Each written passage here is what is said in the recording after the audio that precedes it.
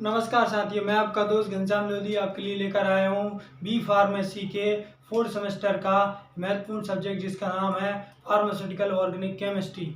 इसमें हम 4th same में हम पढ़ेंगे फर्स्ट यूनिट में हमने पढ़ लिया आइसोमेरिज्म मतलब स्टीरियो आइसोमेरिज्म। इसमें हमने पढ़ा, इसमें बहुत सारे टॉपिक हमने कवर कर लिए हैं और इसमें अगला टॉपिक है आपका आरएस सिस्टम के साथ हम पढ़ेंगे सीक्वेंस रूल। तो क्या होता है सीक्वेंस रूल और क्या होता है आरएस सिस्टम। तो जनरली एक चीज़ आप जान लीजिए कि आरएस सिस्टम जब हम पढ़ते हैं तो उसके अंदर सीक्वेंस रूल पढ़ना ही पड़ता है। लेकिन यदि आप अलग अलग पढ़ना चाहते हैं या फिर क्वेश्चन ऐसा भी आ सकता है कि सीक्वेंस रूल लिखिए और आरएस सिस्टम लिखिए, तो इस टाइप से भी आ सकता है। या फिर क्वेश्चन सिर्फ आरएस सिस्टम का ही आता है तो उसके अंदर भी आप सीक्वेंस रूल लिखेंगे। ओके, तो चलिए आरएस सिस्टम क्या होता है। आरएस सिस्टम जनरली नोमेनक्लेचर होता है किस चीज़ का, ऑप्टिकली आइसोमर कंपाउंड्स का। मतलब कहने का मतलब है ये नोमेनक्लेचर, यहाँ पर क्या करते हैं नोमेनक्लेचर करते हैं, नोमेनक्लेचर ऑफ ऑप्टिकली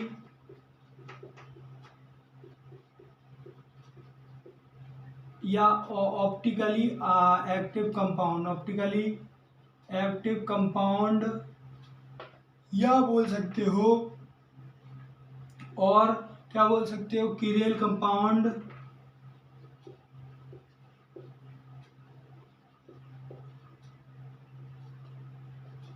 कीरेल कंपाउंड को बोल सकते हो। ठीक है, कीरेल कंपाउंड्स।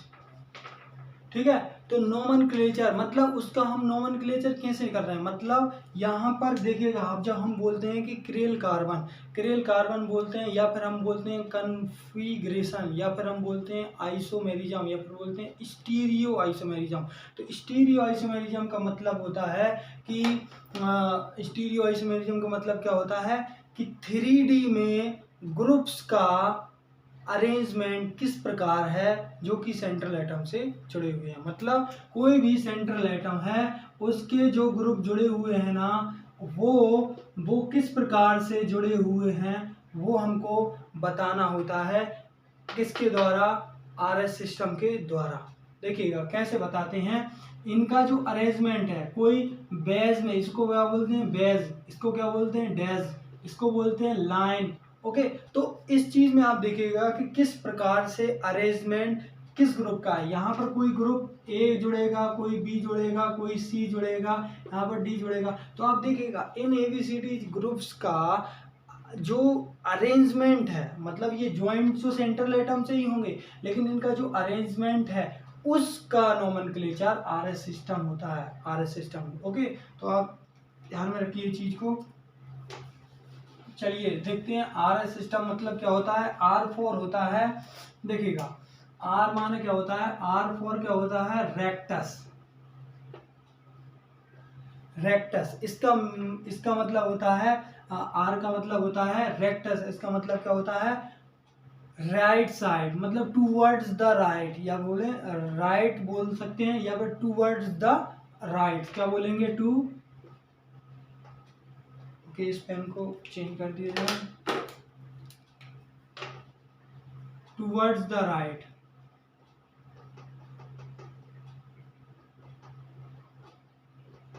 टूवर्ड्स द राइट मतलब राइट साइड या फिर राइट साइड की ओर। इसको हम एक चीज और बोल सकते हैं, क्या बोल सकते हैं, इसको हम क्या बोल सकते हैं, एक चीज और बोल सकते हैं, वो क्या बोल सकते हैं क्लॉकवाइज।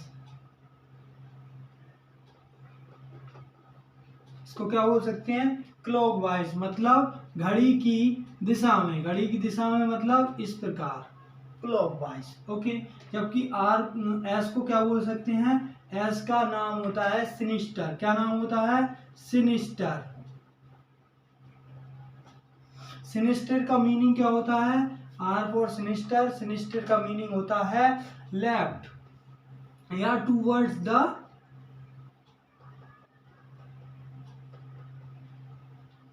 लेफ्ट या फिर उल्टा। ओके, इसको दूसरा हम क्या बोल सकते हैं, इसको बोल सकते हैं एंटी क्लॉकवाइज। क्या बोल सकते हैं, anti clockwise, anti clockwise. Okay, anti clockwise मतलब घड़ी जो होती है कि घड़ी की उल्टी दिशा में, ये घड़ी की दिशा हो गई, ये घड़ी की विपरीत दिशा कौन सी होगी, ये, दिस इज द ये, ठीक है। ओके, घड़ी की विपरीत दिशा में, है ना, ये भी लिख सकते हैं। ओके, तो हमने देखा कि आर फॉर रेक्टस, रेक्टस का मतलब होता है टूवर्ड्स द राइट। अब ये क्या बता रहा है आपको, देखिएगा, ये बता रहा है एक नोमेनक्लेचर यूनिट बता रहा है, ये बता रहा है कि इस टर्म का मतलब होता है कोई ग्रुप टूवर्ड्स द राइट है, मतलब सेंट्रल एटम के राइट साइड है, और ये बताता है तो कोई ग्रुप जो होता है वो लेफ्ट की साइड है, मतलब जब हम इनका अरेंजमेंट करेंगे इसका चारों ग्रुप का, तो चारों ग्रुप का ये अपन ने कोई क्लॉकवाइज आएगा, क्लॉकवाइज मतलब आर है वो सिस्टम। अगर कोई सिस्टम यहाँ पर एंटी क्लॉकवाइज आएगा तो वो एस सिस्टम है, मतलब यहाँ पर जुड़े हुए 1 2 3 चारों ग्रुप जो आपस में जो अरेंजमेंट है वो एस प्रकार का है। एस प्रकार मतलब उनका जो पीरियोडिटी के रूप में जो नोमेनक्लेचर है वो एस प्रकार का, मतलब उसका अरेंजमेंट। ओके, चलिए हम देखते हैं किस प्रकार से होता है। ओके, तो हमने देख लिया आर और एस देख लिया। ओके, अब देखिएगा ऑप्टिकली एक्टिव कंपाउंड क्या होता है। Optically active compound, optically active compound क्या होते हैं, ऑप्टिकली एक्टिव कंपाउंड वो होते हैं, ऑप्टिकली एक्टिव कंपाउंड कौन होते हैं, जो प्लेन पोलराइज लाइट को रोटेट करें। ओके, देखिएगा हम प्रीवियस वीडियो में हमने बताया है कि क्या ऑप्टिकली एक्टिव, ऑप्टिकली आइसोमेरिज्म अच्छे से समझाया, बिल्कुल अच्छे से। ओके, तो ऑप्टिकली अगर एक्टिव कंपाउंड अगर इसी की बात की जाए तो क्या होते हैं, वो प्लेन पोलराइज लाइट को क्या करते हैं, रोटेट करते हैं, ठीक है। ऑप्टिकली एक्टिव कंपाउंड क्या कहलाते हैं, प्लेन पोलराइज लाइट को रोटेट करती हैं, ठीक है। और क्रेल कंपाउंड क्या होते हैं, क्रेल कंपाउंड क्या होते हैं, क्रेल कंपाउंड का मतलब होता है ऐसा सेंट्रल एटम, ऐसा central atom, central atom, central atom with all different, all four different groups से जुड़ा हो, विथ, यहां पर लिख सकते हैं ज्वाइन विथ ग्रुप्स। क्या बोला, ये क्रेल कंपाउंड क्या होगा, क्रेल कंपाउंड सेंट्रल एटम होता है, central atom join with all different groups, all different groups मतलब देखिएगा ये सेंट्रल एटम है, इसका देखिएगा एक कार्बन अपन ने हाइड्रोजन से जोड़ दिया, दूसरा अपन ने फ्लोरीन से जोड़ दिया, तीसरा आपने ब्रोमीन से जोड़ दिया, तीसरा आपने क्लोरीन से जोड़ दिया। तो आप एक चीज बताइए, ये आपस में क्या है, डिफरेंट ग्रुप्स हैं, ये भी डिफरेंस है, ये भी डिफरेंस है, ये भी डिफरेंस है, मतलब इनके जैसा कोई दूसरा है नहीं। तो ये जो क्या कहलाएगा, क्रेल कंपाउंड कहलाएगा। इसको हम स्टार मार्क से दर्शाते हैं, किससे दर्शाते हैं, स्टार से। ये हमने प्रीवियस वीडियो में हमने पढ़ लिया था, ये ज़्यादा पढ़ने की जरूरत नहीं है, लेकिन बस आपको समझाने के लिए बता दिया क्या होते हैं क्रेल कंपाउंड और क्या होते हैं। तो चलिए अब हमने ये पढ़ लिया, अब हम पढ़ेंगे कि इसके रूल क्या होते हैं, इसके रूल क्या होते हैं। चलिए, तो रूल सबसे पहले क्या होता है, देखिएगा सबसे पहले अगर बात की जाए इसमें जो रूल होते हैं ना, रूल फर्स्ट जो होता है वो सीक्वेंस रूल होता है, मतलब जब हम हमारा सिस्टम पढ़ते हैं उसके रूल में ही सीक्वेंस रूल होता है, मतलब समझिए। अगर अलग से भी अपन पढ़ना चाहते हैं तो भी पढ़ सकते हैं, और इसके अंदर ही मतलब आरएस सिस्टम के अंदर ही होता है जो मैंने पहले बताया था, ठीक है। रूल सेकंड क्या होता है, रूल सेकंड मतलब फिर जैसे सीक्वेंस रूल के अनुसार ग्रुप को जमा लिया, फिर हम क्या करते हैं, अगला पॉइंट डिस्कस करते हैं। तो सबसे पहले हमको सीक्वेंस रूल जानना पड़ेगा, इसके बिना आगे गाड़ी नहीं बढ़ेगी। ओके, तो सबसे पहले हेडिंग डालिएगा sequence rule. Okay okay, this sequence rule बहुत ही सरल भाषा में आपको बताऊंगा, जो आपको कहीं देखने को नहीं मिलेगा। देखिएगा, सीक्वेंस रूल क्या होता है। सीक्वेंस रूल को हम CIP रूल भी बोलते हैं। क्या बोलते हैं? CIP रूल भी बोलते हैं। अब CIP रूल क्या होता है? CIP रूल मतलब होता है, C फॉर होता है कैन, और I फॉर होता है इन गोल्ड, और P फॉर होता है प्रीलोग। ये जो है वो क्या है? साइंटिस्ट हैं। क्या है? ये जो है वो साइंटिस्ट हैं। कितने साइंटिस्ट हैं? 1 2 3, 3 साइंटिस्ट हैं, जो कि इन्होंने क्या किया था? डिस्कवर किया था या डेवलप किया था। डेवलप्ड बाय, ये किसने डेवलप किया? कैन इनगोल्ड प्रीलोग नाम के साइंटिस्ट ने। ओके, तो ये प्रकार का CNP रूल हो गया, है ना, इसको CNP भी बोलते हैं। अब क्या होता है? अब इसके रूल पढ़ते हैं।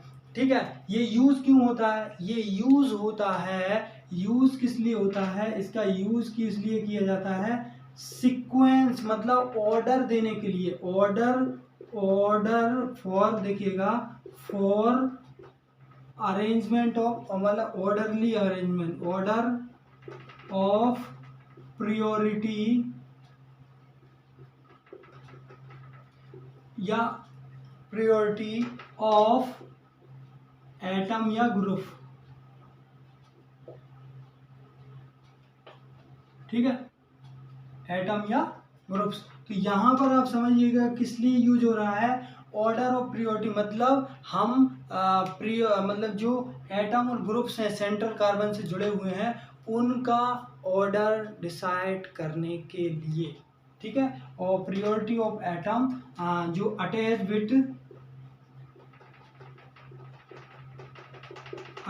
विथ सेंट्रल एटम या क्रेल एटम। किसके द्वारा? Curl atom. सेंट्रल एटम को ही क्रेल एटम बोलेंगे। तो चलिए, ये चीज हो गई। तो किस लिए यूज हो रहा है, समझ गए आपको? अब देखिएगा, इसके अब हम पढ़ते हैं रूल, सबसे अच्छा तरीका। अब देखिएगा रूल क्या होते हैं। इसका फर्स्ट रूल होता है, रूल पहला, ये जो होता है क्रेल कार्बन। अब पहले नंबर एक मैं चित्र बना लेता हूँ, एक स्ट्रक्चर बना लेता हूँ। देखिएगा, एक मैं कार्बन बना देता हूँ। देखिएगा, इसके साथ आपको बना लेता हूँ एक फ्लोरीन, ये ब्रोमीन, और एक आपका हाइड्रोजन ही ले लो, चलो। ठीक है, तो ये मैंने स्ट्रक्चर बनाया। ओके, तो ये जनरली क्या कहलाएगा? क्रेल कार्बन कहलाएगा, और ये क्रेल कंपाउंड कहलाएगा। ठीक है, यही ऑप्टिकली एक्टिविटी दर्शाएगा। अब यहाँ पर देखिए, रूल पहला क्या कहता है? ये जो सेंट्रल एटम से जुड़े हुए ग्रुप्स हैं, ठीक है, उसकी प्रायोरिटी देनी है विथ, किससे? एटॉमिक नंबर से। एटॉमिक नंबर तो लिखना है highest give priority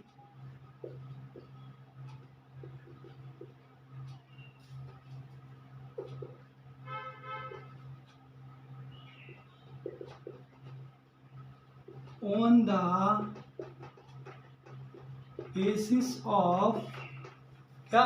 atomic number. Atomic number, बिल्कुल ध्यान से देखिएगा, एटॉमिक नंबर।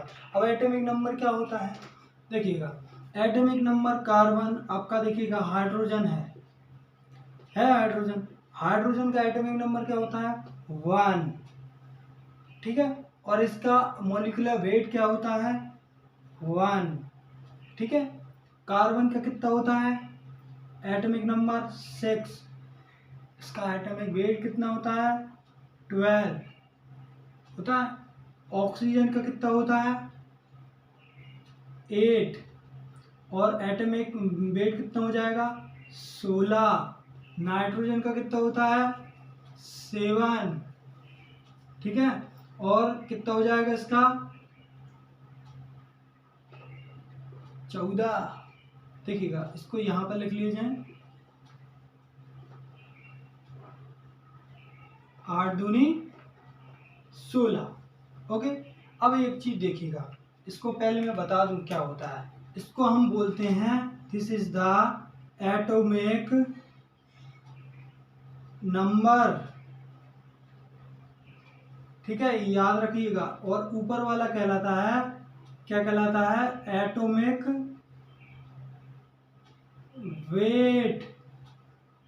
क्या कहलाता है एटॉमिक वेट। तो आप देखिएगा एटॉमिक नंबर, एटॉमिक वेट। अब इसकी प्रायोरिटी के अनुसार, मतलब highest atomic number give highest priority और lowest atomic number give lowest priority. चलिए और आगे देख लेते हैं एग्जांपल क्या क्या होंगे।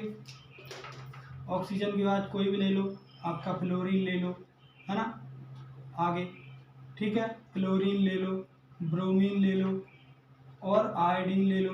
तो ये क्या है, दिस इज द प्रायोरिटी। यहाँ से यहाँ की ओर अपन अगर जाते हैं ना, यहाँ से यहाँ की ओर, तो क्या बढ़ता है, तो ये बढ़ता है एटॉमिक नंबर, इंक्रीज हो जाता है, इंक्रीज एटॉमिक नंबर।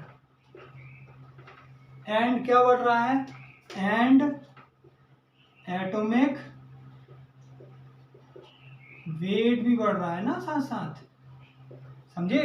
देखिएगा समझ आए, एटॉमिक वेट किसको बोलते हैं, ऊपर वाली पोजीशन को, नीचे वाली पोजीशन को एटॉमिक नंबर। तो देखिएगा weight atomic number, weight atomic number. Okay, तो यहाँ से यहाँ की ओर जा रहे हैं तो एटॉमिक नंबर भी बढ़ता है और आपका एटॉमिक वेट भी बढ़ता है। तो प्रायोरिटी किसके बेसिस पे देना है, एटॉमिक नंबर के बेसिस पे। तो हमको क्या लिखना पड़ेगा, highest priority give highest number. Okay, क्या लिखना है, देखिएगा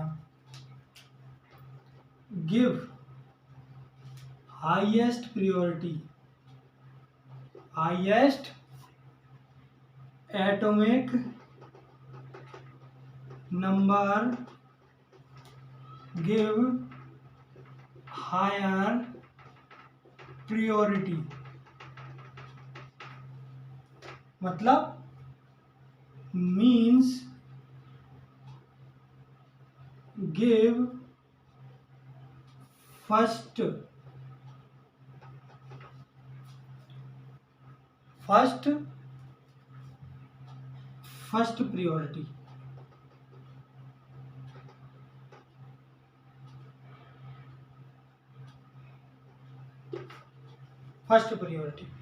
फर्स्ट प्रायोरिटी मतलब पहले जो जिसका एटॉमिक नंबर ज्यादा वो पहले नंबर पाएगा। ओके, हायर प्रायोरिटी पाएगा। ओके, समझे।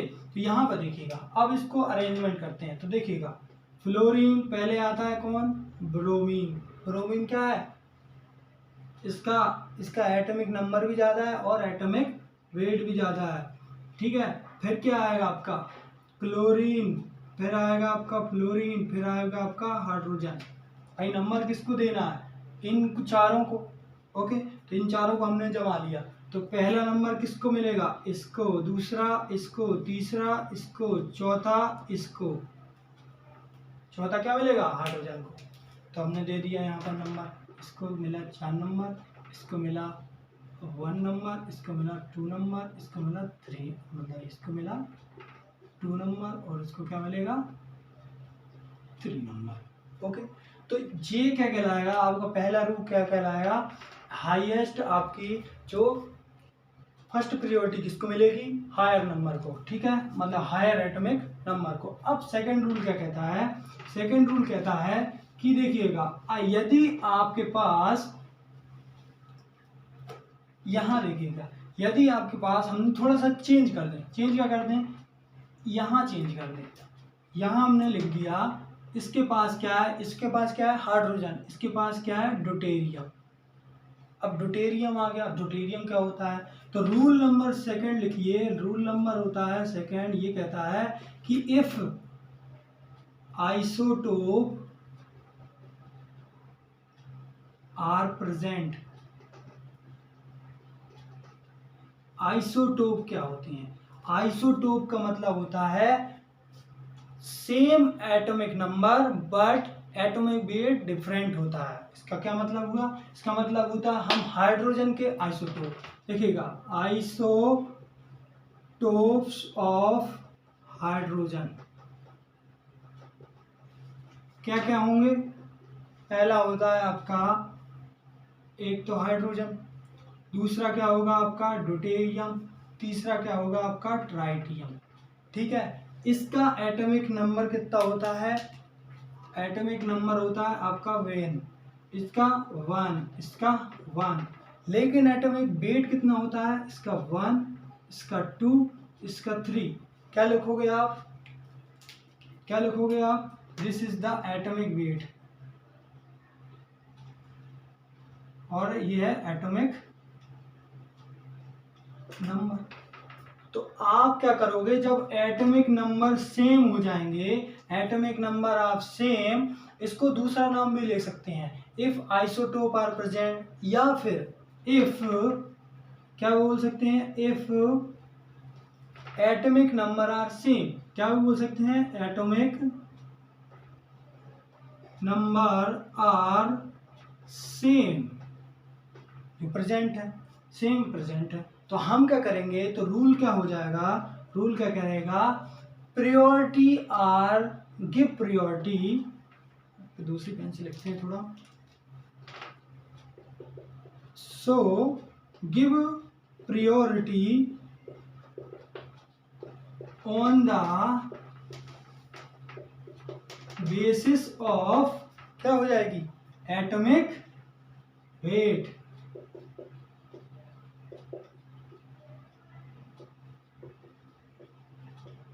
एटॉमिक बेस वेट के बेस पर हम को प्रायोरिटी देना है, मतलब highest atomic weight give first priority. क्या देखेंगे, क्या लिखेंगे, हाईएस्ट प्रायोरिटी, मतलब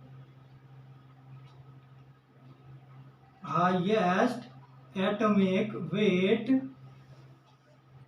गिव फर्स्ट प्रायोरिटी, एंड क्या, and lowest atomic weight give क्या, लोअर प्रायोरिटी, मतलब लास्ट प्रायोरिटी, मतलब फोर्थ या फोर्थ लिखो, इसको फर्स्ट लिखा ना, फोर्थ प्रायोरिटी लिखेंगे कि नहीं, ये रूल है आपका। क्या करेंगे आप, यदि आइसोटोप आर प्रेजेंट है। ओके, चलिए देखते हैं। ठीक है, इसमें अपन देखते हैं जब आइसोटोप आर प्रेजेंट है तो आप कैसे दोगे आप, तो आपने देख लिया, इसको क्या नंबर दिया जाएगा, जब इसको 1 दिया, इसको आप क्या दिया जाएगा 2, ओके, इसको क्या दिया जाएगा 3, इसको क्या दिया जाएगा 4। आप जानते हैं हाइड्रोजन, ड्यूटेरियम और ट्राइटियम, तो यहाँ पर प्रायोरिटी किसको मिलेगी, इसको पहले, फिर इसको, फिर इसको। ओके, तो इसको फर्स्ट प्रायोरिटी इसको मिलेगी, समझे बात को।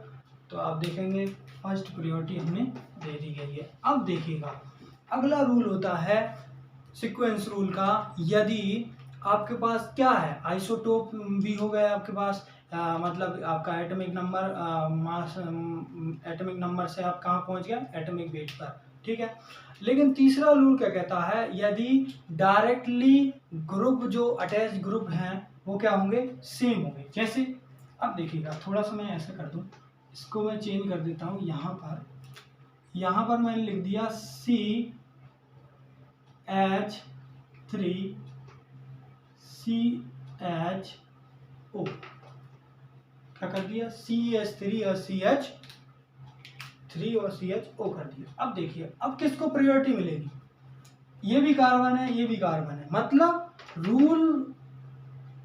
रूल थर्ड का कहेगा, बताइए रूल थर्ड क्या कहेगा, if directly attached groups are same, okay, या क्या बोल सकते हैं ग्रुप्स या एटम, ऐसे याद रखना, ग्रुप के साथ एटम भी, वो एटम भी हो सकता है, वो ग्रुप भी हो सकता है, ओके। तो डायरेक्टली अटैच जो डायरेक्टली अटैच है ना, directly attached group are same, किससे डायरेक्टली अटैच, सेंट्रल एटम से, directly attached group are same, so क्या करेंगे, so priority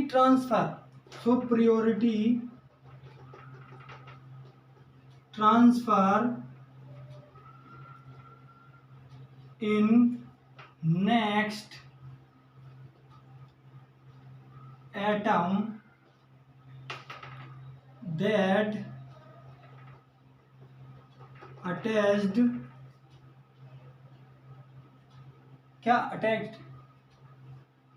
groups, attached with groups, ठीक है। देखिएगा, यदि वो क्या कह रहा है कि अगर आपका जो डायरेक्टली अटैच ग्रुप है, कौन है डायरेक्टली अटैच ग्रुप, आपका ये सेम हो गया कि नहीं हो गया, तो सेम है तो हम क्या करेंगे, अगला नेक्स्ट, ये नेक्स्ट वाला, इसका नेक्स्ट ये है, इनकी नेक्स्ट ये है, ओके। तो नेक्स्ट एटम जो ग्रुप के नेक्स्ट एटम ऑफ ग्रुप्स, ऐसा लिख लो, नेक्स्ट एटम ऑफ ग्रुप्स क्या करेंगे, वो ट्रांसफर कर देंगे नेक्स्ट एटम ऑफ ग्रुप्स जो कि अटैच है, ठीक है। अब देखिएगा इसको किस प्रकार से लिखा जाएगा, इसको लिखा जाएगा तोड़कर, इसको क्या लिखा है, इसको लिखना है तोड़कर लिखना, हमेशा याद रखना कैसे लिखना है। देखिएगा ये लिख लिया होगा हमने, देखिएगा इसको हमको लिखना है, अब तोड़कर लिखना है, कैसे लिखेंगे तोड़कर, देखिएगा इसको हम लिखेंगे COOH, ठीक है, ऐसे लिखेंगे, ठीक है। और इसको कैसे लिखेंगे, CHHH, ठीक, ऐसे लिखेंगे। तो आप ये बताइए कि प्रायोरिटी पहले, एक से कार्बन कैंसिल, ये पहले वाले से पहला वाला कैंसिल, अगला होता है, अगला इसका क्या आ जाएगा, हमने पहले H क्यों लिखा, O क्यों लिखा, H क्यों लिखा, जो बड़ा होगा पहले उसको लिखेंगे ना। तो यहाँ पर O हो गया, यहाँ पर क्या है हाइड्रोजन, तो बताइए हाइड्रोजन और ऑक्सीजन में कौन बड़ा है, ऑक्सीजन, तो यहाँ पर क्या हो जाएगा O, प्रायोरिटी किसको मिल जाएगी, इसको मिल जाएगी।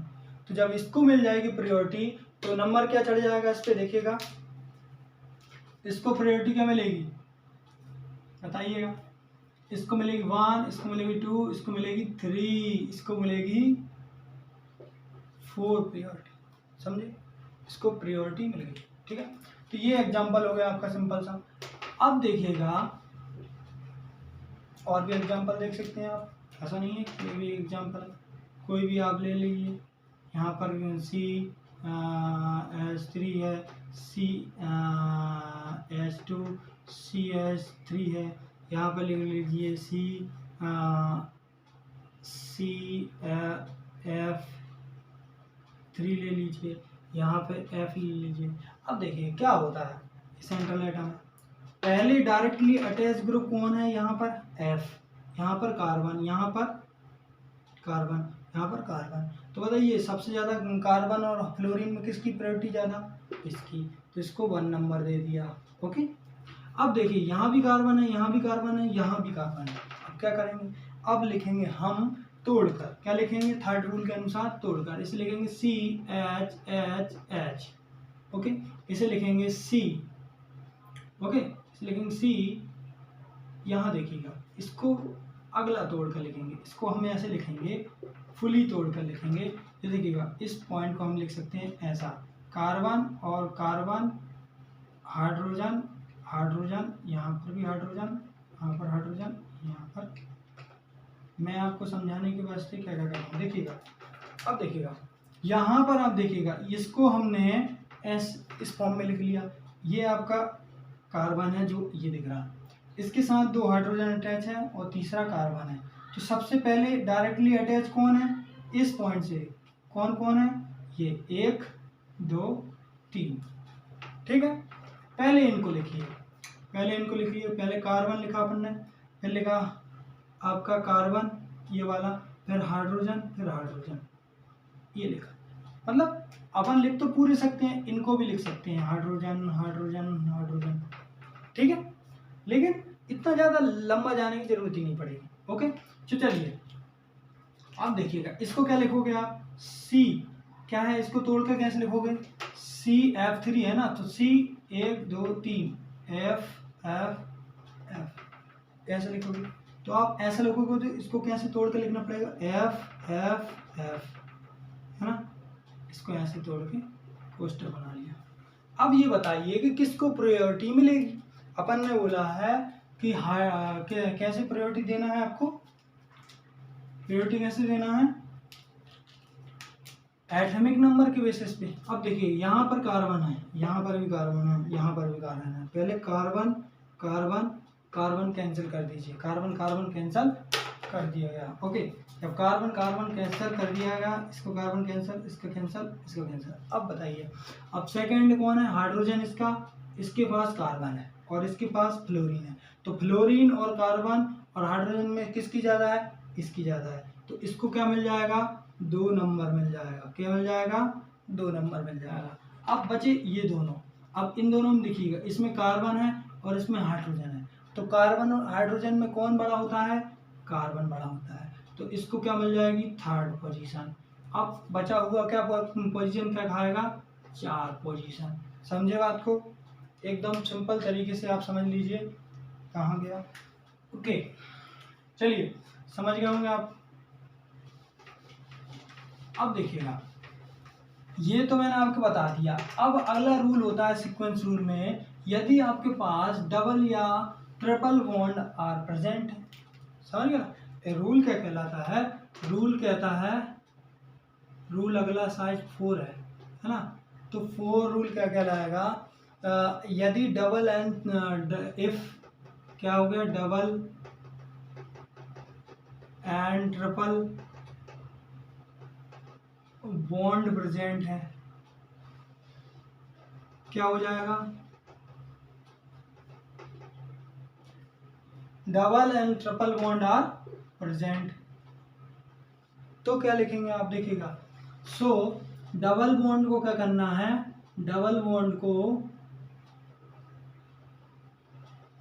को क्या करना है, डबलेट कर लेना है। क्या कर देना है, डबलेट।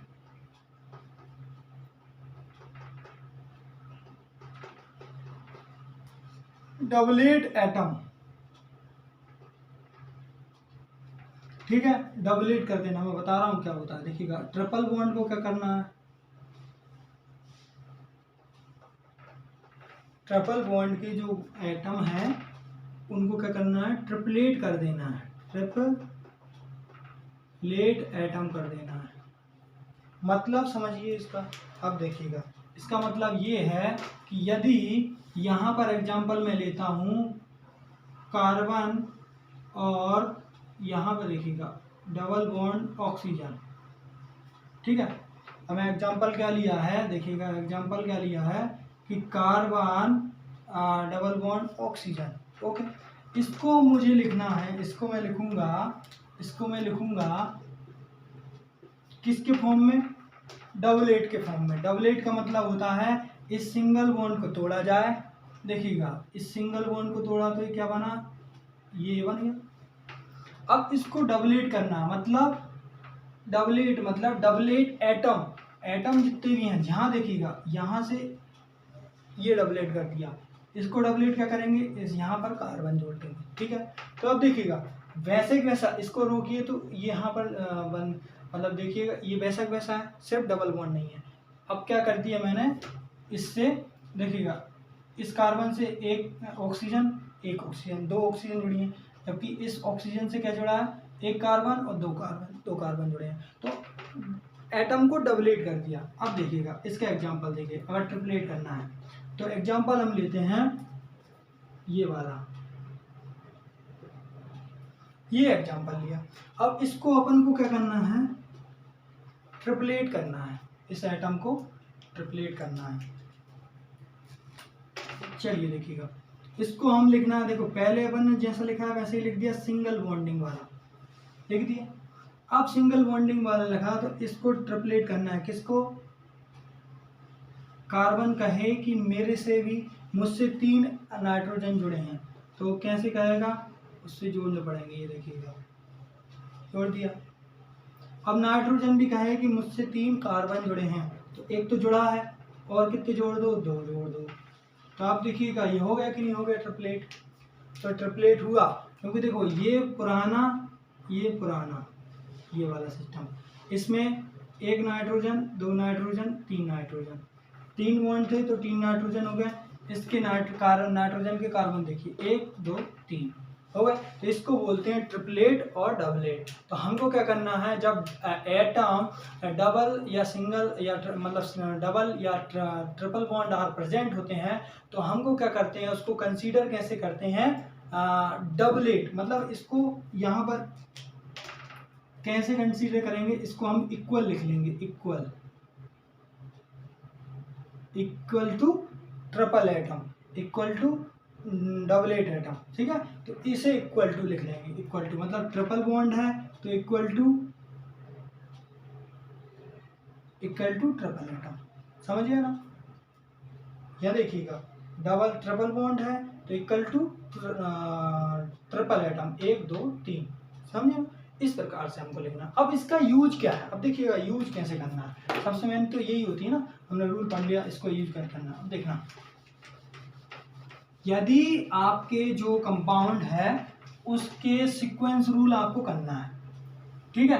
अब आपको सीक्वेंस रूल करना है, तो अगर उस सीक्वेंस रूल में अगर आपके पास प्रेजेंट क्या है, यही डबल और ट्रिपल बॉन्ड प्रेजेंट है। जैसे एग्जांपल कोई भी हम ले लेते हैं, ठीक है, ये एग्जांपल लिया।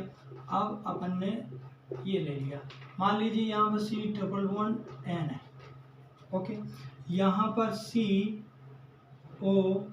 है, ओके। यहाँ पर क्या ले लिया अपन ने, फ्लोरीन ले लो या हाइड्रोजन ले लो यहाँ, ठीक। अब बताइए कि किसकी नोमेनक्लेचर कैसे होगा। अब देखिएगा ये सेंट्रल एटम है, ओके, इससे चारों ग्रुप डिफरेंट जुड़े हैं, ये क्रेल का बॉन्ड होगा, ठीक है। अब यहाँ देखिएगा पहला, देखिएगा यहाँ पर कार्बन है, पहला इसमें कार्बन है और दूसरा इसमें हाइड्रोजन, इसमें फ्लोरीन। तो सबसे पहले नंबर किसको मिलेगा, इसको मिलेगा, ये तो आप समझ गए होंगे, ठीक है। और लास्ट वाला किसको मिलेगा, इसको मिलेगा। कैसे बता दिया, क्योंकि ये हाइड्रोजन डायरेक्टली है, ये भी फ्लोरीन डायरेक्टली है, इसमें डायरेक्टली कार्बन है, इसमें भी डायरेक्टली कार्बन है। अब इन दोनों में हमको देखना है, क्या लगाना है, रूल नंबर 4 लगाना है। अब रूल 4 कैसे लगेगा, इसको हम लिख लेंगे C, कैसे लिख लेंगे, ऐसे, और देखिए थोड़ा दूर लिख लेते हैं, है ना, थोड़ा दूर लिखते हैं जिससे आपको समझ में आए। चलिए इसको लिख लेते हैं इस टाइप से लिख लेते हैं, ठीक। अब इसको भी ऐसे ही लिख लेते हैं, इसको हम लिख सकते हैं, ये जो होता है C double bond O, okay, CO2, ठीक है। इसको हम लिख लेते हैं, कैसे लिखते हैं, आपको इसको कैसे तोड़ोगे आप, ठीक है। अब इसको ऐसे तोड़ना है, ठीक है। चलिए ये बॉन्डिंग इसकी आ नहीं रही है, फिल नहीं आ रही है, तो हम इसको ले लेते हैं, CHO ले लेते हैं, ठीक है। अब CHO अगर अपन ने लिया तो क्या होगा, पहला इसको कैसे लिखोगे, इसको ऐसे लिखोगे, दूसरा ये है और ये है, तो ये अपन ने खोल के लिख दिया। लेकिन अब इसको डबल 8 है तो इसको कैसे लिखोगे आप, इसको लिखोगे कार्बन और एक हाइड्रोजन है तो हाइड्रोजन यहाँ ही रहेगा, और फिर क्या लिखोगे आपका एक इस पे ऑक्सीजन और एक इधर ऑक्सीजन तो है, और ऑक्सीजन पे भी कार्बन हो गया आपका डबल 8।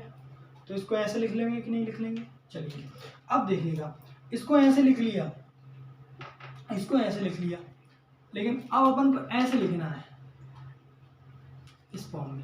क्यों लिखना है, क्योंकि काटना भी तो है। देखिएगा इसको पहले लिखेंगे, ये डायरेक्टली ये वाला है, ये है डायरेक्टली ये वाला है, तो अब बताइए डायरेक्टली कौन कौन है, एक तो O है, O है और हाइड्रोजन है। तो क्या लिखा आएगा इसके नीचे, क्या लिखा आएगा, कार्बन, फिर डायरेक्टली O, फिर डायरेक्टली O, फिर डायरेक्टली हाइड्रोजन। अब हमने ये वाला कार्बन क्यों नहीं लिया, ये कार्बन नहीं, मतलब डायरेक्टली के बाद भी अगला है ना, तो ये वाला ले लिया अपन ने, ये सीक्वेंस ले लिया। इसमें सीक्वेंस क्या लाएगा, कार्बन, तो ये कार्बन लगाया, फिर नाइट्रोजन तो ये नाइट्रोजन, फिर ये नाइट्रोजन, फिर नाइट्रोजन, फिर ये नाइट्रोजन तो नाइट्रोजन। ओके, तो ये सीक्वेंस इसका आ गया। अब देखिएगा इसको अब मिटा दिया जाए जिससे कि आपको आसानी हो समझने में, ठीक है। अब देखिएगा इसको हमने ले लिया, अब काटेंगे हम इनको, कैसे काटेंगे, कार्बन से कार्बन कैंसिल, मतलब कार्बन और कार्बन तो सेम है, सेम एटॉमिक नंबर है, तो हम क्या देखेंगे, अगला देखेंगे, अगला मतलब अगला एटम देखेंगे कौन है, ऑक्सीजन, इसका अगला देखेंगे नाइट्रोजन। तो नाइट्रोजन और ऑक्सीजन में कौन बड़ा होता है, ऑक्सीजन। कौन जीत गया, ऑक्सीजन। तो इसको क्या नंबर मिलेगा, इसको 1 मिला तो इसको मिलेगा 2, जब इसको 2 मिला तो इसको क्या मिलना चाहिए, 3, और इसको 4। तो आपने देख लिया ये है सीक्वेंस रूल। ओके, ये सीक्वेंस रूल है। अब हम देखेंगे RS सिस्टम किस प्रकार से काम करता है। ओके, वीडियो थोड़ा बड़ा हो गया है, लेकिन आपका सीक्वेंस रूल समझना जरूरी है। ये सीक्वेंस रूल जो है ना, आपको सिंगल भी पूछा जा सकता है, ऐसे मैंने बताया आपको यूनिवर्सिटी एग्जाम में, और आपका क्या पूछा जा सकता है, RS सिस्टम के अंदर भी पूछा जा सकता है। ठीक है, ये सिर्फ 5-5 नंबर के फॉर्म में आ सकते हैं, इससे ज़्यादा नहीं आएंगे, या फिर 2-3 का कॉम्बिनेशन पूछेंगे तब 15 नंबर का आपका क्वेश्चन होगा। तो चलिए हम देखते हैं RS सिस्टम। तो RS सिस्टम हमने देख लिया था, सिनिस्टर हो, सिर्फ हमको देखना बाकी था रूल। तो ठीक है, तो रूल बाकी था, क्या रूल था, रूल ऑफ RS सिस्टम। हमने क्या देख लिया था कि क्या होता है ना, अब हम रूल पढ़ना है। ठीक है, अब रूल क्या होते हैं, हमने पहले रूल बताया कि रूल नंबर फर्स्ट होता है सीक्वेंस रूल, बताया था। रूल नंबर फर्स्ट क्या होता है, सीक्वेंस रूल, और फिर रूल सेकंड क्या होता है कि वो जो अपन ने एरो बनाया वो क्लॉकवाइज है या एंटी क्लॉकवाइज है। ठीक है, तो सबसे पहले हमने ये क्या करेंगे, एक स्ट्रक्चर बना लेंगे। ठीक है, ठीक है, देखिएगा रूल नंबर फर्स्ट लगाए, अब रूल नंबर सेकंड पहले लिख लीजिए। रूल नंबर सेकंड होता है कि देखिएगा यहाँ पर क्या होता है, 4 नंबर यहाँ पर लिखते हैं, इफ लोअर प्रायोरिटी, लोएस्ट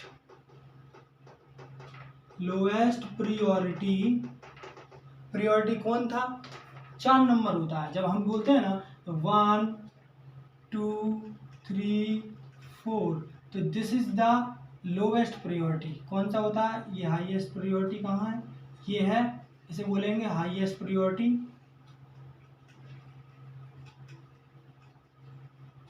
ठीक है, इसे क्या बोलेंगे, मतलब सीट किसको दी जाए पहले, तो पहले जिसका एटॉमिक नंबर ज़्यादा होगा उसी को ना, या एटॉमिक वेट ज़्यादा होगा उसी को ना, तो इसको हाईएस्ट पोजीशन या हाईएस्ट सीट, मतलब हाईएस्ट सीट दी गई, मतलब पहली सीट दी गई, समझ गए ना। 4th नंबर क्या होता है, लोएस्ट प्रायोरिटी। ठीक है, तो हमने बोला जो लोएस्ट प्रायोरिटी है, हमने क्या बोला, इफ यदि लोएस्ट प्रायोरिटी है, तो लोएस्ट प्रायोरिटी क्या होती है, फोर्थ क्या होती है, फोर्थ होती है ना, लोएस्ट प्रायोरिटी फोर्थ, यहाँ पर फोर्थ वाला लिखिएगा, फोर्थ इज प्रेजेंट ऑन, कहाँ पर, वर्टिकल लाइन पर। अब देखिएगा वर्टिकल लाइन क्या होती है, हॉरिजॉन्टल लाइन क्या होती है, ये मैंने पहले एक वीडियो में आपने बता दिया है, जो इसको क्या बोलते हैं, फिशर प्रोजेक्शन, जिसमें वर्टिकल लाइन और हॉरिजॉन्टल लाइन आती है। आप इस वीडियो के बाद उस वीडियो को देख सकते हैं। ओके, तो देखिएगा this is the vertical line, है ना। तो हमने क्या बोला, इफ लोवेस्ट प्रायोरिटी, जिसको हम क्या बोलते हैं, फोर्थ, है ना, lowest priority fourth is present on vertical line, so rule क्या हो जाएगा, एरो, क्या है, एरो ड्रा करेंगे। कहाँ से एरो ड्रा करेंगे, 1 2 3, 1 से लेके 2, 2 से लेके 3, ठीक है, ऐसा भी लिख सकते हैं, 1 से ले 1 2 3, या 1 से लेके 2, 2 से लेके 3, समझ, मतलब 1 से 3 की ओर, है ना। सो क्या आएगा, इफ, यदि क्या आ जाए आपका, इफ कॉन्फ़िगरेशन, मतलब यहाँ पर क्या हो जाए, एरो क्या हो जाए, एरो ड्रा करेंगे 1 to 10 इज क्या हो, क्लॉकवाइज। अभी हमने क्या पढ़ा था, RS सिस्टम में R4 क्या होता है, रेक्टस, रेक्टस मतलब क्लॉकवाइज। तो कन्फर्मेशन क्या हो जाएगा, सो कन्फर्मेशन, कॉन्फ़िगरेशन इज R, क्या बोलेंगे, इस कॉन्फ़िगरेशन इज R। यदि, अगला पॉइंट है, ये पॉइंट हो गया, ए पॉइंट, बी पॉइंट लिखें, एरो ड्रा किया 1 से लेके 2, 2 से लेके 3, इज क्या हुआ, इज क्या हुआ, एंटी क्लॉकवाइज, इस क्या, एंटी क्लॉकवाइज आया, एंटी क्लॉकवाइज। सो कॉन्फ़िगरेशन क्या कहलाएगा, एस, क्या कहलाएगा, एस कहलाएगा। इसको ध्यान से समझना है बस, बाकी आपका RS सिस्टम खत्म। इसमें यही रूल है बस, इसका आप उल्टा करना है, ठीक है, इस रूल का उल्टा कर देना है, क्या कहलाएगा, उल्टा, ठीक है। अब उल्टा कर देंगे, क्या उल्टा कर देंगे, देखिएगा, ये वर्टिकल लाइन वाला हो गया, ठीक है, इसको हम लिख देंगे, अब देखिएगा ये वर्टिकल लाइन वाला हो गया। अब हमको लिखेंगे rule 3, if lowest priority is present on, कहां पर प्रेजेंट हो, हॉरिजॉन्टल लाइन पर। देखिएगा हॉरिजॉन्टल और वर्टिकल में आपको बता देता हूं, नहीं आप भूल जाएं। देखिएगा ये और ये, इसको बोलते हैं आपका वर्टिकल लाइन, और इसको बोलते हैं हॉरिजॉन्टल लाइन। क्या बोला, हॉरिजॉन्टल लाइन। तो हमने क्या बोला, यदि वर्टिकल लाइन पे प्रेजेंट है तो ये वाला रूल लगेगा, ओके, ठीक है। हम एरो कैसे खींचेंगे, एरो लगाएंगे यहाँ पर गोल गोल एरो, 1 से लेके 2 की, 1 से 2 की ओर, 2 से 3 की ओर, है ना। तो अगर वो क्लॉकवाइज होगा घड़ी की दिशा में तो आर फॉर्म आएगा। यदि एरो अपन ने बनाया वही 1 से लेके 2, 2 से लेके 3, एंटी क्लॉकवाइज आया तो ऐसा आएगा। लेकिन ये वर्टिकल का है। अब हॉरिजॉन्टल में क्या होता है, मतलब हॉरिजॉन्टल पे अगर कोई फोर्थ पोजीशन, ये 4th नंबर प्रेजेंट है यहाँ पर या यहाँ पर, कहीं भी हो सकता है, ठीक है। अगर यहाँ पर प्रेजेंट है तो क्या हो जाएगा, यहाँ पर प्रेजेंट है तो क्या होगा, वो इसका रूल उल्टा हो जाएगा, जस्ट उल्टा, बिल्कुल। अब देखिएगा इसका उल्टा क्या हो जाएगा, तो हम इसका क्या लगाएंगे, एरो ड्रा करेंगे, कैसे, 1 से लेके 2, 2 से लेके 3, ठीक है, इस प्रकार से। यदि क्या है, इस क्या है, क्लॉकवाइज, तो क्या हो जाएगा, क्लॉकवाइज आएगा तो क्या हो जाएगा आर। अब देखिएगा यहाँ भी मैंने आर लिख लिया, यहाँ भी आर लिख लिया। अब आप बोलोगे यार आप तो गलत हो, मतलब उल्टा होना चाहिए, तो आप सही बोल रहे हो, इसका क्या होना चाहिए एस होना चाहिए। लेकिन अभी हमने पढ़ा था आर फॉर क्या होता है रेक्टस, रेक्टस मतलब राइट साइड, तो रोटेट राइट साइड, हमने ये बोल लिख दिया। लेकिन आंसर चेंज करना है तो क्या करना है, आंसर चेंज करना है, कैसा हो जाएगा एज इज सही।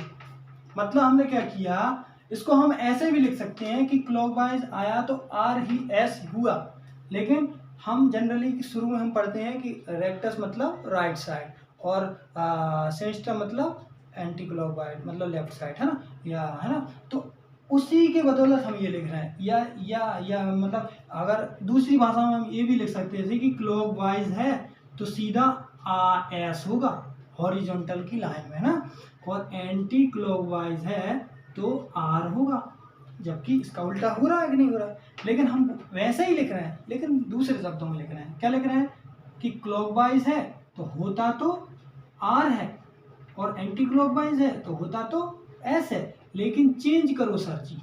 क्या चेंज करो, इसको एस में बदल दो, इसको आर में बदल दो। समझे बात को, बात वही है, लिखना बस हम लिख रहे हैं, है ना, बात क्या होती है वही होती है। तो क्या होती है सिंपल आप समझिए, ठीक है, चेंज कर देंगे, आंसर क्या हो जाएगा एस हो जाएगा, ठीक है। इफ बी पॉइंट क्या हो जाएगा, एरो ड्रा किया,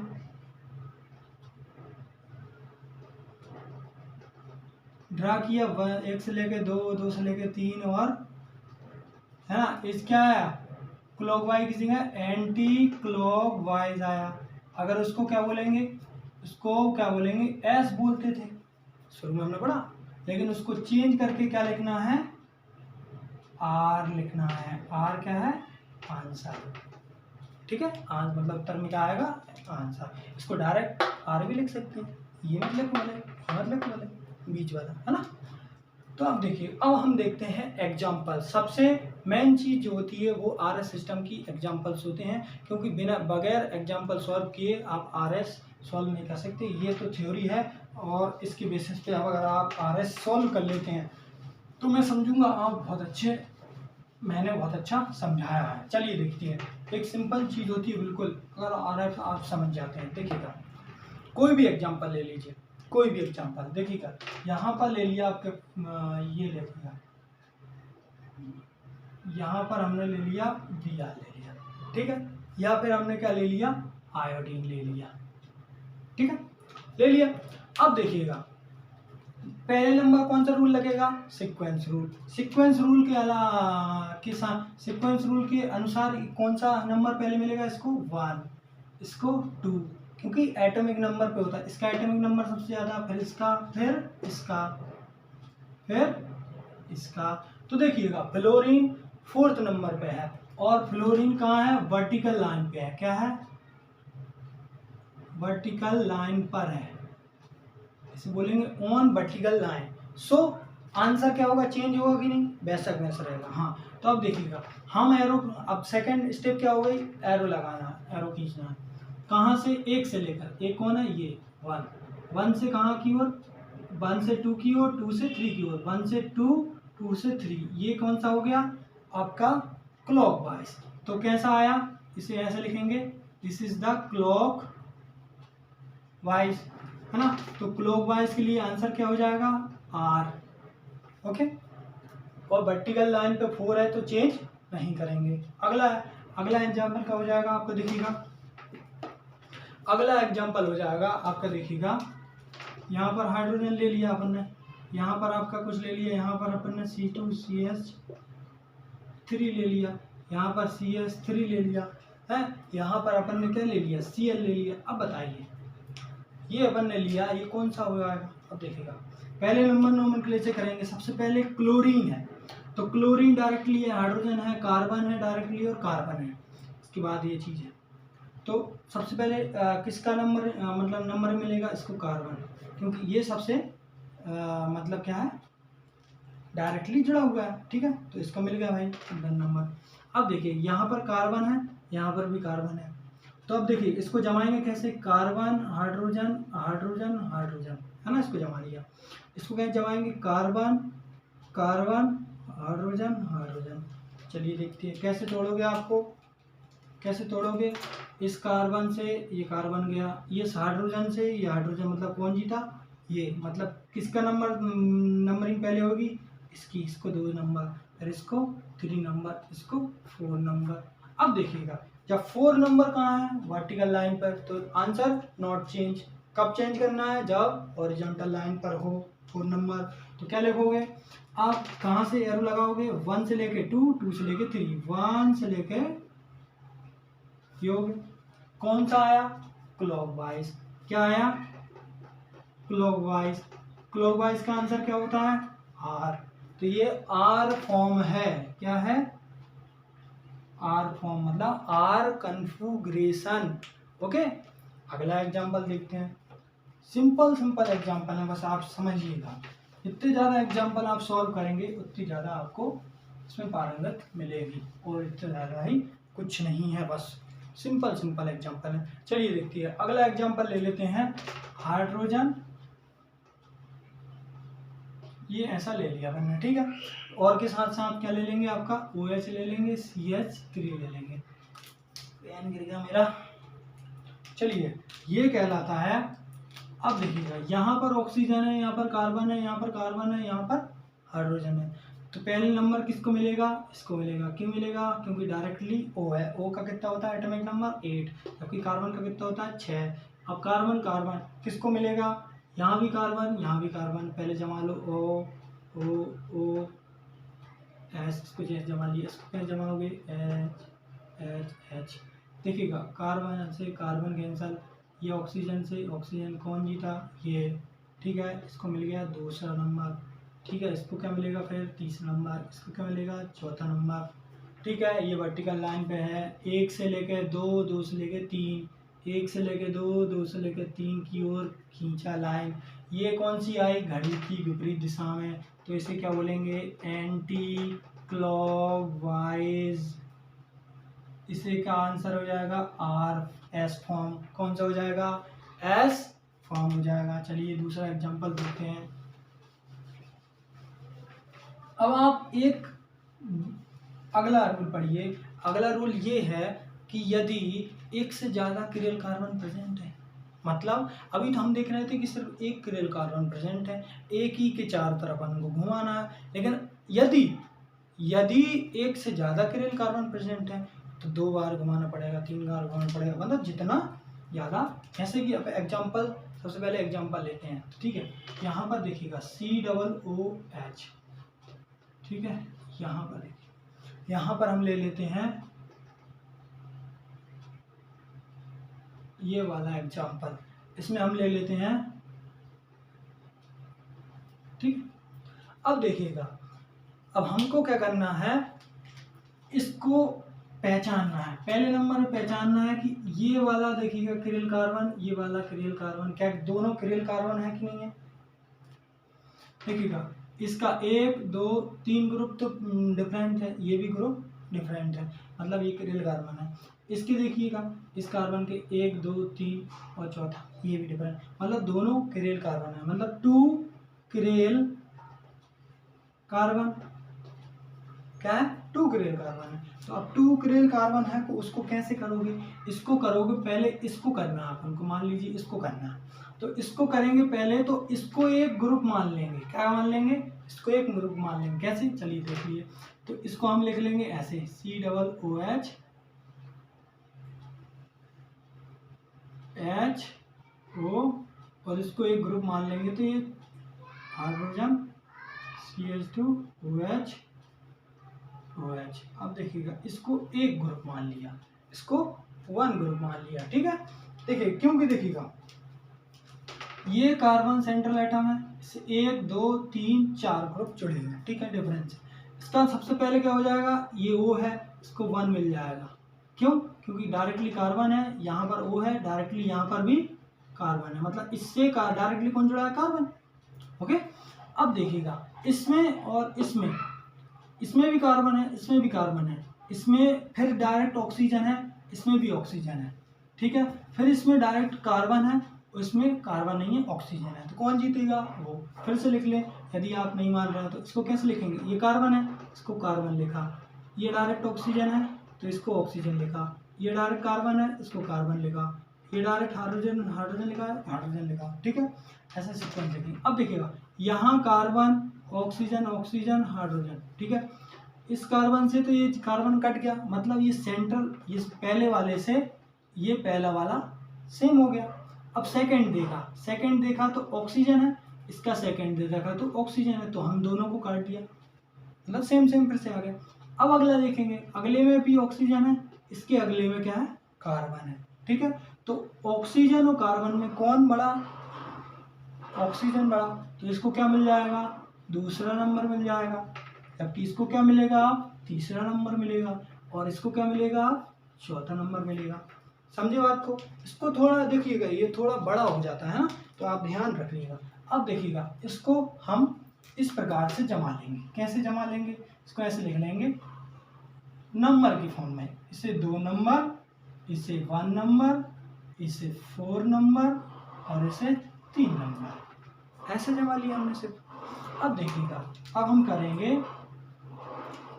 1 से लेके 2 की ओर, 2 से लेके 3 की ओर ग्राफ, मतलब एरो खींचा।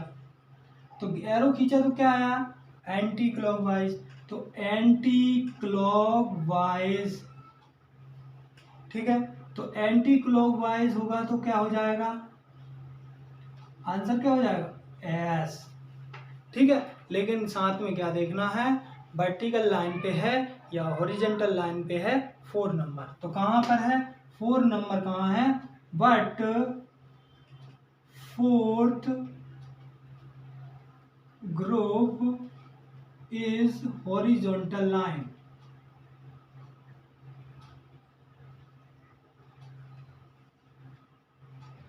कहाँ होगा? ऑन हॉरिजॉन्टल लाइन पे है। सो आंसर क्या हो जाएगा? Answer are. सो आंसर क्या हो जाएगा? आर हो जाएगा, ठीक है। अब देखिएगा, अब ये सेकंड वाले का करेंगे। तो इस सेकंड वाले का कैसे करेंगे? तो ऊपर वाले को क्या मान लेंगे? एक ग्रुप मान लेंगे। चलिए सेकंड वाला लिख लेते हैं, ठीक है। इसको मिटाकर यहाँ लिख लेते हैं। क्या आया था? कार्बन, ऑक्सीजन, कार्बन, ठीक है। इससे कट गया था, इससे कट गया था, ये बचा था। ओके, चलिए देखिए, यहाँ पर देखिएगा, इसको पहले लिख लेंगे। पहले ऊपर वाले को छोटा सा करके लिख लेंगे। छोटा करके क्यों लिखेंगे? क्योंकि हमको इस किरेल कार्बन को देखना है। तो इस किरेल कार्बन को जब देखेंगे तो कैसे लिखेंगे इसको? और यहाँ पर हो जाएगा OH। इसको हम मान लेंगे क्या? 1 ग्रुप मान लेंगे। मानना नहीं है, देखो मानना क्या है? देखो मानना, जैसे हम इसको कर रहे हैं कि ये R है, ये S है। हमने क्या बोला? ये यहाँ पर लिखाएगा, ये जो R ग्रुप है वो यहाँ लिखाएगा कि ये R है। मतलब कहाँ लिखाएगा? ये यहाँ लिखाएगा। इसको पेन से लिख देते हैं। कौन सी? ब्लैक पेन से। क्या लिखाएगा? दिस इज R, ऐसा। यहाँ पर क्या लिखाएगा? R। ओके, तो R इसको बोलते हैं, मतलब सेंट्रल एटम, मतलब किरेल कार्बन को। उसी प्रकार अब इसको डिटेक्ट करना है ना, तो इसको हमने देख लिया कार्बन है, इसके चारों तरफ ग्रुप है, इसको एक ग्रुप मान लिया। इसको जैसे कि देखिए, अब नंबरिंग करेंगे। कैसे करेंगे? देखिएगा, इसको 1 नंबर दे दिया। अब देखिएगा, ये O था, ये कार्बन था, यहाँ हाइड्रोजन है, यहाँ कार्बन है। तो देखिएगा, ये तो 4 नंबर ले गया है ना, ये 1 नंबर ले गया, ये 4 नंबर ले गया, हाईएस्ट मिल गया, लोवेस्ट मिल गया। अब 2 या 3 की बात है। तो देखिएगा, ये कार्बन है, हम इसको जमा लेंगे। कार्बन, दूसरा ऑक्सीजन, बाकी क्या बचे? हाइड्रोजन। बचे कि नहीं बचे? ऐसा। अब देखिएगा, इसको भी जमा लेते हैं। ये कार्बन है, ओके, और ऑक्सीजन है, ओके, ये कार्बन है, ओके, ये ऑक्सीजन है, ओके, ये हाइड्रोजन है, ओके, ठीक है। नहीं, यहाँ पर ऑक्सीजन डायरेक्ट बनी है। देखो, इस कार्बन से ये कार्बन लिखा, इस ऑक्सीजन डायरेक्टली ये ऑक्सीजन लिखी, फिर directly carbon, directly carbon, directly hydrogen, directly hydrogen, ये लिखा। अब देखिएगा इसको कट करना पड़ेगा, नंबरिंग करने के लिए क्या करना है, कट। कार्बन है, यहाँ भी कार्बन है, सेम सेम। ऑक्सीजन है, यहाँ भी ऑक्सीजन है, सेम सेम। अब देखिए यहाँ पर कार्बन है, यहाँ पर हाइड्रोजन है, तो हाइड्रोजन और कार्बन में कौन जीतेगा, किसका एटॉमिक नंबर ज़्यादा, कार्बन का। तो इससे क्या मिल जाएगा, 2 नंबर, और इससे क्या मिल जाएगा, 3 नंबर, और बाकी 1 और 4 तो हो ही गए। अब इसको कैसे लिख लेंगे, उसी फॉर्म में, कैसे, इसे ऐसे फॉर्म में लिख लेंगे जिससे कि आसानी हो अपन को समझने में। 1 4 2 और ये 3। अब देखिए क्या करेंगे, 1 से लेके 4 3 की ओर एरो खींचेंगे, 1 से लेके 2, 2 से लेके 3, ठीक है। अब बीच में 4 पड़ता है, बीच में 4 पड़ता है तो क्या करें, हमको 4 को नहीं मतलब है, हमको सिर्फ 4 से कब मतलब है कि वो हॉरिजॉन्टल पे है या वर्टिकल पे है, उस चीज़ से मतलब है, हमको एरो से मतलब नहीं। एरो तो हम 1 से 2 की ओर, 2 से 3 की ओर ऐसे ले जाएंगे, ठीक है। अब देखिएगा जब ये क्या कहलाएगा, क्लॉकवाइज, क्लॉकवाइज है तो ये होना चाहिए R, क्या होना चाहिए, R। लेकिन बट ये बट क्या हो जाएगा, बट फोर्थ कहाँ है, फोर्थ ऑन हॉरिजॉन्टल लाइन पर, सो क्या हो जाएगा आंसर, S। सो क्या हो जाएगा आंसर, S। तो इसका आंसर क्या हो जाएगा, S। तो अब लास्ट में आंसर क्या लिखोगे, दिस आर, इसका आंसर क्या हो जाएगा, देखिएगा इसको क्या लिखोगे, अगर इसकी नंबरिंग करें तो 1 नंबरिंग बनी 1 2 3 4, ऐसा ना। तो सेकेंड नंबर का क्रियल कार्बन, सेकेंड नंबर का क्रियल कार्बन ऐसे लिखते हैं, आगे कार्बन, ठीक है, इसके नेमिंग प्लस ये कौन सा, अब ये क्या है, R है, तो R, ठीक है, फिर कॉमा। थर्ड कौन सा है, थर्ड क्या है, S, थर्ड क्या है, S, ऐसे लिखेंगे, दिस इज द आंसर। तो आप समझ गए होंगे RS सिस्टम निकालना और आपका सीक्वेंस रूल, तो टाइम सीक्वेंस रूल में लग गया। बाकी RS सिस्टम में भी कुछ ज़्यादा नहीं है, ठीक है। जितने ज़्यादा आप हो सकें आप उतने ज़्यादा मतलब क्या कीजिए, स्ट्रक्चर बनाइए, RS सिस्टम निकालिए। एक और चीज़ बता दूं, देखिएगा यदि आपके पास क्या है, यदि देख लीजिए, यदि कार्बन में डैश बेस वाला है, जब आपने तो अभी क्या लिखा था,